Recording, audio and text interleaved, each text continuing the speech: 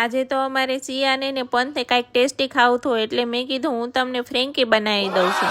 અને પછી મેં રસોડામાં આવી ને ફ્રેન્કીનો લોટ બાંધી લીધો અને મમ્મીને કોબીને કાંદા સુધારવા આપી દીધા. પછી પાછી રસોડામાં જઈને રોટલી શેકી લીધી અને બધી જ વસ્તુ તૈયાર કરીને નીચે બેસી ગઈ. તા તો બધી વસ્તુ લગાડવા માંડી, બટેટા, કાંદા અને કોબી. પછી તો માથે ચીઝ ખમણું હો બરાબરનું, મજા જ આવી જાય આપણને. પછી તો નાખી દીધું બટર. પછી તો આપણી ફેંકી તળાઈ રહી છે મસ્ત.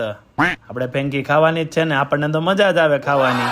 અને પછી સિયાને એના પપ્પાને ને મમ્મીને ત્રણેયને મેં જમવા બેસાડી દીધા. અને છેલ્લે પછી મને પણ જમવું તો પડે છે કેમ કે મેં મહેનતથી બનાવી હતી એટલે મારે પણ ખાવી જ પડે ફ્રેન્કી. તો ઠંડી ઠંડી સાસ અને ફ્રેન્કી, ચાલો બધા જમવા. બહાર ગઈને જમીને તો પંથ ને સિયા મસ્તી કરતા હતા.